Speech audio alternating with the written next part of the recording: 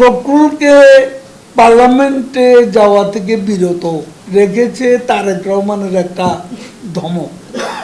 ফখরুল সাহেব তার ধমকে অনেক কিছুই করে। ফখরুল সাহেব নিজেই তো স্বাধীন নয়। এখন দুর্নীতিবাজরা দুর্নীতির বিরুদ্ধে কথা বলছে। বিএনপি টপ টু বটম একটা দুর্নীতিবাজ দল। এই দলের নেতা টপ টু বটম দুর্নীতির বরপুত্র, ভারপ্রাপ্ত চেয়ার। তাকে ভালো মানুষ সাজানোর জন্য ফখরুল একটা বিবৃতি দিয়ে বসলেন। ফখরুল সাহেব তার ধমকে অনেক কিছুই করে। তিনি তাদের নির্বাচিত 6 জনকে সংসদে পাঠালেন।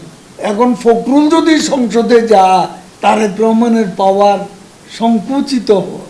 এরকম একটা সাইকোলজি থেকেই ফখরুলকে পার্লামেন্টে যাওয়া থেকে বিরত রেখেছে তারেক রহমানের একটা ধমক।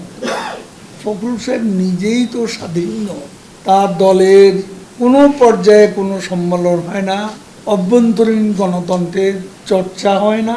তারেক রহমান বিদেশে থাকলে বিএনপি কখনো স্বাধীন সত্তা নিয়ে রাজনৈতিক দল হিসাবে অস্তিত্বের প্রকাশ ঘটাতে পারবে, সেটা আমাদের বিশ্বাস।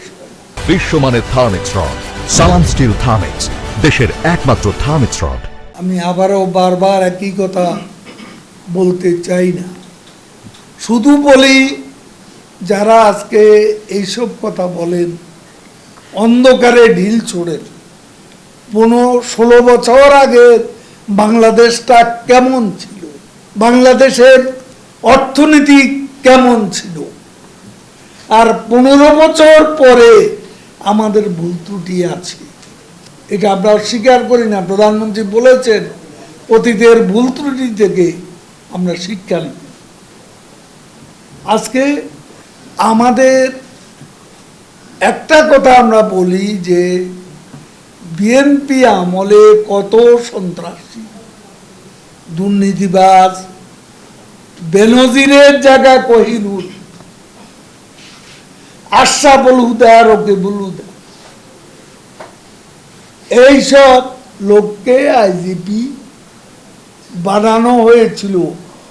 এদের দুর্নীতির গল্প শুনলে শিউরে উঠতে। বিচার কি হয়েছে? তাদের নেতারা জনে জনে দুর্নীতি করেছে, লুটপাট করেছে, তার বিচার কি হয়েছে?